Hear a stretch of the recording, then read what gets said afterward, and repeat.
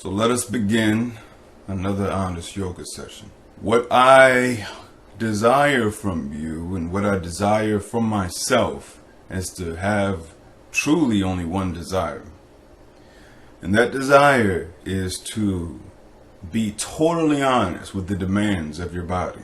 To be totally honest with each sensation, each request that wants to pull you here, pull you there. It can get redundant, it can seem never ending, but one thing that I constantly have to remind myself, if you fully give your undivided attention to this process, is that there is an end. There 100% an end. Sometimes you clear your mind, or you give in to what your body's asking, and it seems like it just wants to do this, and it's like, okay, this must be some form of nonsense because it just doesn't seem like there's any conclusion. But if you really put your all into it and give just maybe an hour of your time to it, you find that there is an end, usually. And one way I like to start is just to warm up the honest muscles, the self-honesty muscles. I believe that self-honesty is super powerful. Not for any reasons that a book has told me, not for any reasons of guilt or a sense of just wanting to be good for goodness sake. Self-honesty, I think, even if you are a tyrant, even if your interest is to be a person of evil, I still think self-honesty will benefit you no matter what. No matter what kind of person you like to be, no matter how you comport yourself and interact with people, I think that self-honesty will make you better. It will make you more functional. And the thing is, I think it's inevitable that if you live in a world which professes ethics, which tries to persuade you to be cooperative and moral, I think that self-honesty will lead you to the conclusion eventually that it makes more sense for you to be, at least the majority of the time, a respectful civil person. It really, self-honesty kind of lets you see that when you feel awesome, you tend to be demotivated to hate. At my best, there's not one drop of like hater in me, and I have no interest in being any kind of asshole, and subconscious, unconscious, conscious. And so I think self-honesty will lead you to the right conclusions to begin with. And so that is that contradiction that it's kind of like the Force. You know, you can use the Force for good or Force for evil. If you are self-honest and you're still choosing to be a destructive person, even if you are just super duper successful at being self-honest with yourself, then you truly are evil. But at least recognize that you're truly evil. And I suppose the most popular villains in movies, anyway, in films, they recognize that. They recognize that they are evil and they want to be evil. And okay, but my point is, self-honesty produces a functionality. It produces, I think, your best. I'm gonna be self-honest. I a long time ago I opened the door and inside my mind, and I've never let it be closed since then. This is about maybe 2 years ago now. And now there's something that occurs when I give undivided attention to certain aspects of my body, or when I engage in thoughtlessness, or when I engage in breathing techniques. Then a bunch of sporadic things happen where my body moves hither and thither, and it produces eventually a sense of well-being and what I think, a self-correction. I'm going to start with clearing my mind. That's what I'm going to start with. I'm going to start with clearing my mind and then see where my body wants to go from there. There might be a lot of sweating. There might be a lot of things. So here we go.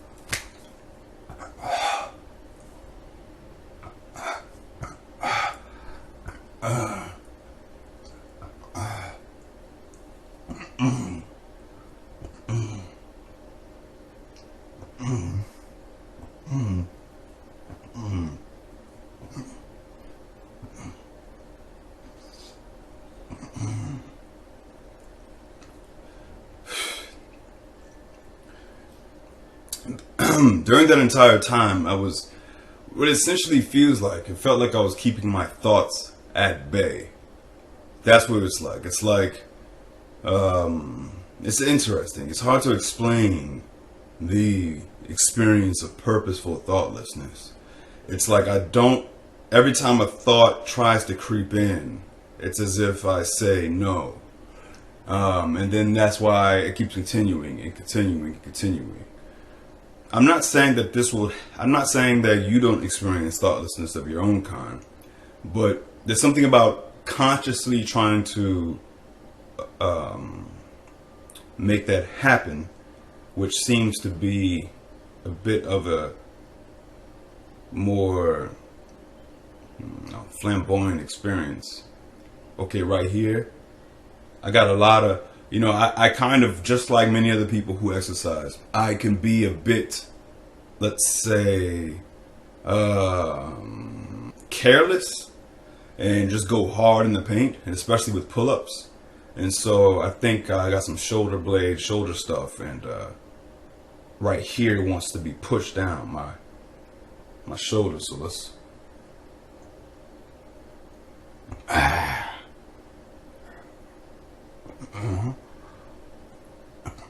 yeah.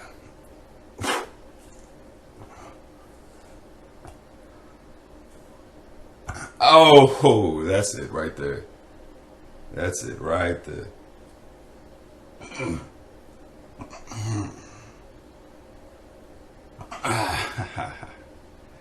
Fuck yeah.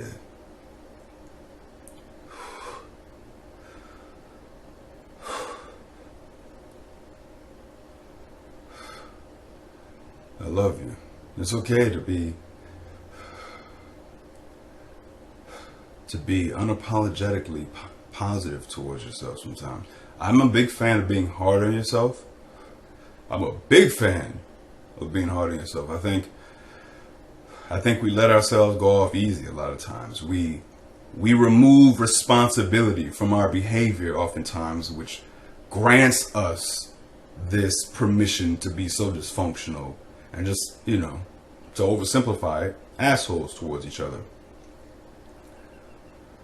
But I'm super hard on myself, and I am critical of virtually everything that I do. Of course I have blind spots, but I detest the fact that I even have blind spots, and I want to do something about it always. Now, this can produce a particular kind of stress at times, especially when you need to rest, especially when you should be giving yourself a break. So there needs to be a balance to everything. And so at these moments, we need to take advantage of this opportunity to be truly positive to the self and to mean it. When I say I love you, I'm saying it with all my fucking heart. Like, I truly mean it from the depths of myself. I love you. I love you. I'm letting my being know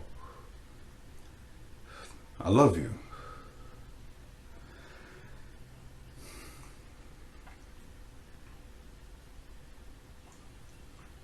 I know you try. I know you fail, but I know you try. That's a mantra to live by. I know you fail, but I know you try. I know you fail,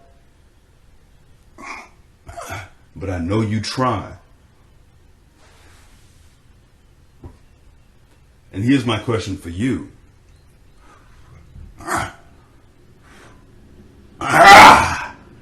Are you trying?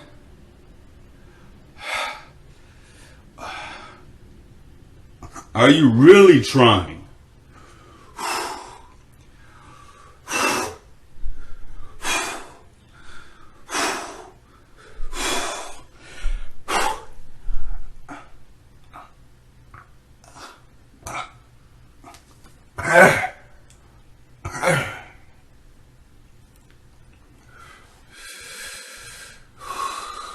Are you really trying?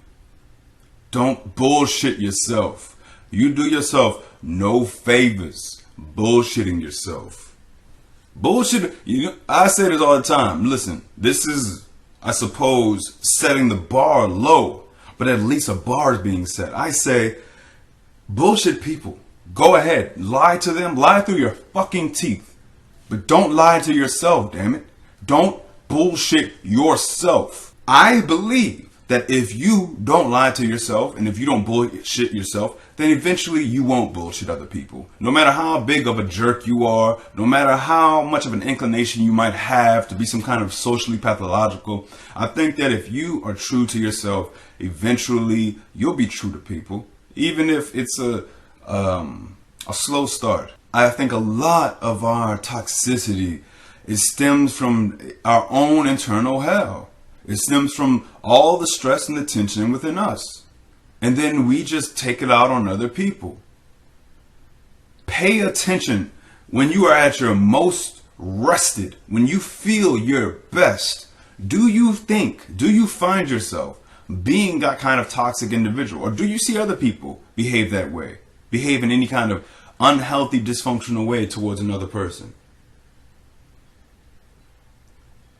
I submit that it's because we don't feel whole. It's because we don't feel stable. That is the majority of a lot of the issues.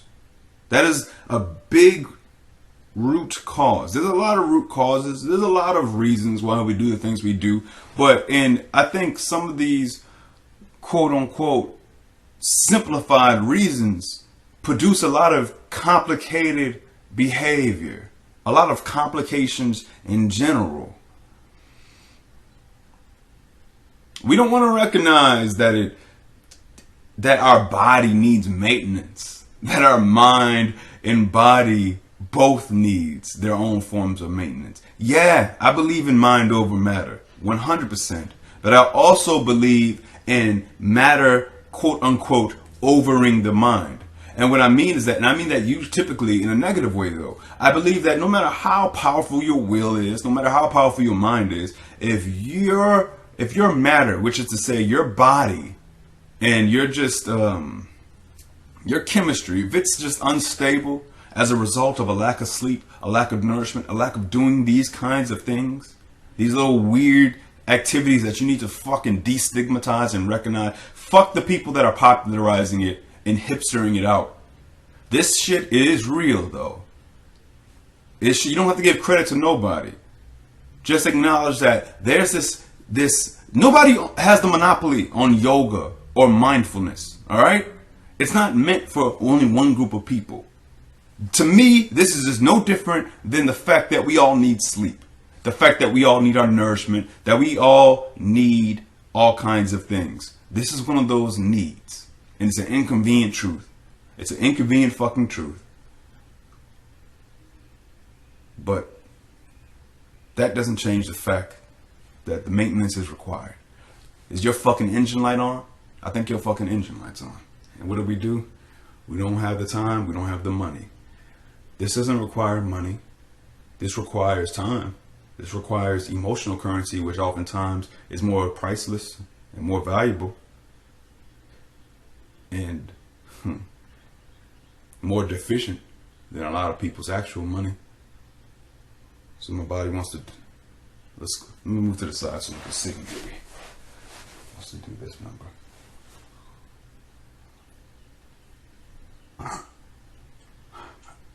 Oh, can you see that? Yeah.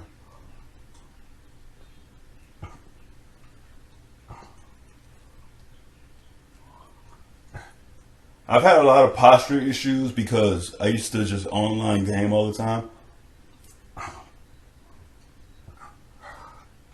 What helped me a little bit with my posture was the fact that all of my jobs for the majority of my life has been manual labor of some kind. And that wasn't an accident.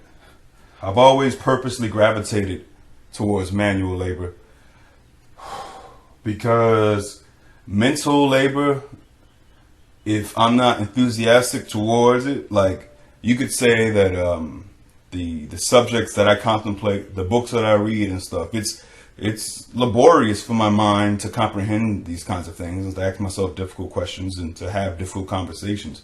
But this is an enthusiasm there, though. So it's that thing that it makes the work less like work. And so, but when it comes to if I'm just having to do spreadsheets and other forms of tasks that I am completely and utterly detached from emotionally, then I will self-destruct. My brain will begin to attack me, so to speak. And to offset it, I'm going to need to do something very heightened, usually risky, usually something that's either drug-like in the high that it provides. So, and then I'm going to need to gorge on it and gluttonize on it until I get sick, like to offset it. I was still doing that even doing manual labor, but it was less so. Because manual labor, I've always said this example. Wait, hold on.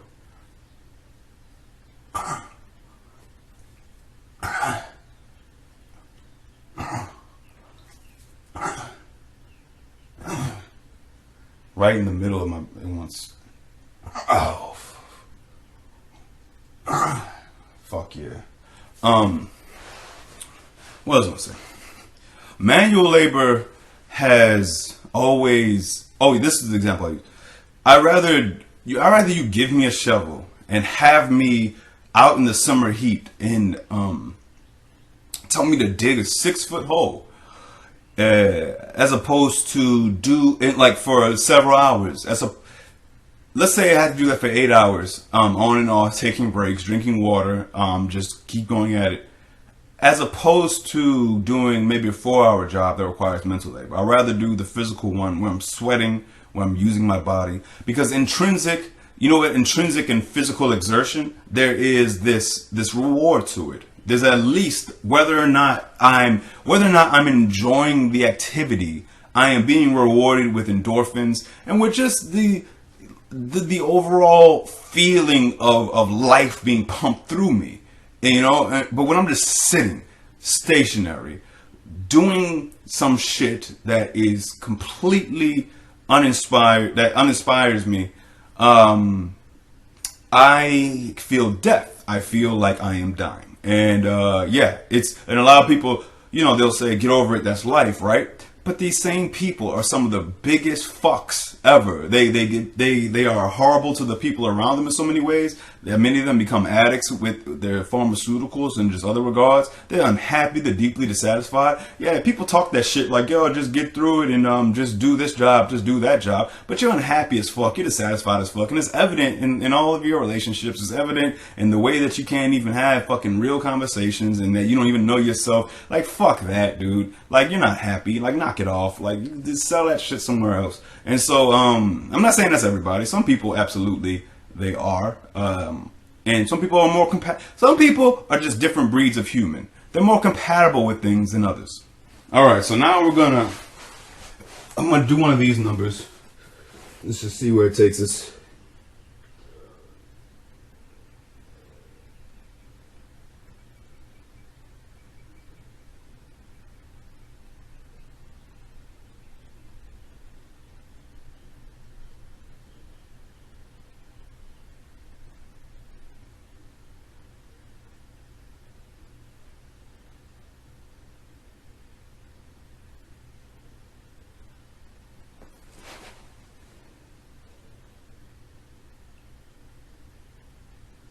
Again, I'm just listening to the request of my body.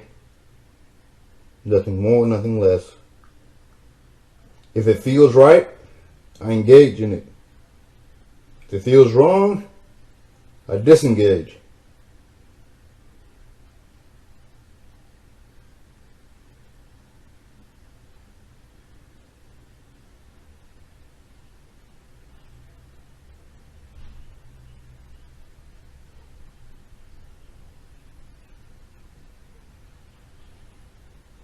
Man, this stretch in my back feels so fucking good. Oh my God.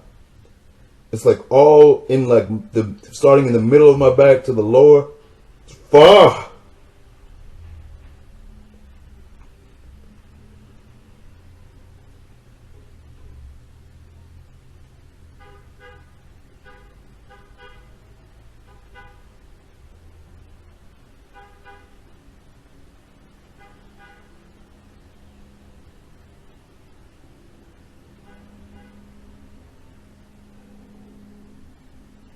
Ooh, I can feel it pulling from the base of my skull. Oh my god. I guess I needed this one. I guess I fucking needed this one.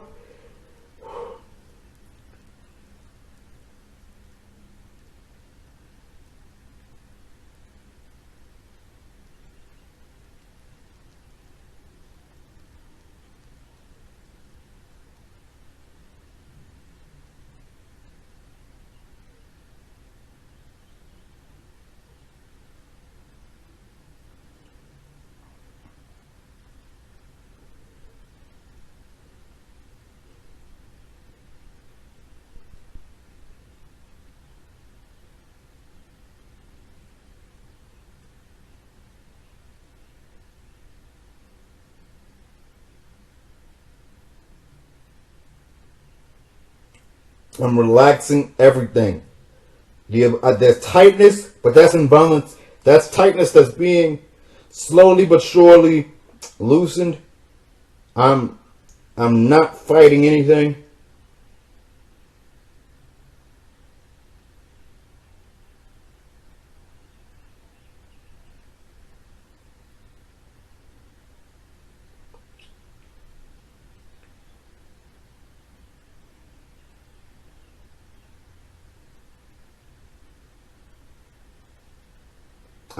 Honestly told me just now, I felt impatience.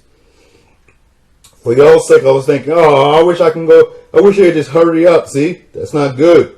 That's not good. I mean, but it's good to admit it though. Impatience. Just sometimes you can just call it out. Just call it like you fucking bird watching. Impatience. There's the bird of impatience. There's the bird of impatience. Fuck him. Fuck it.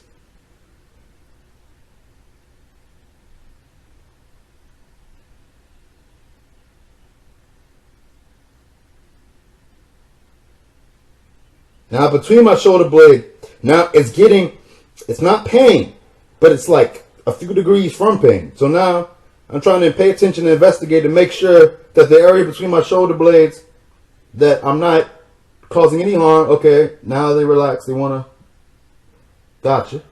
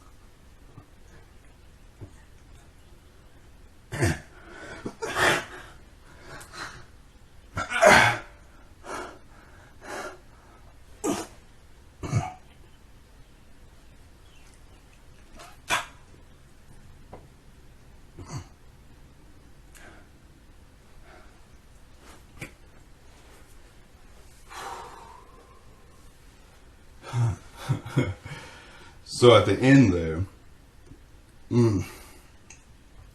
so at the end there, what happened was the finale of that. My legs wanted to be. They had just a slight bend in the knee area. You could say, the radius around my knee and circumference, whatever the fuck. And I had to. The man would stretch it out, like straighten out 100%. And it was that hurt so good kind of thing. It wasn't pain in that normal way. You definitely have to be able to differentiate between pain and hurt so good pain.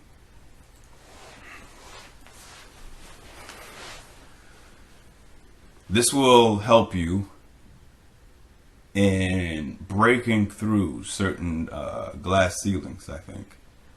And as long as it's not pain, yeah?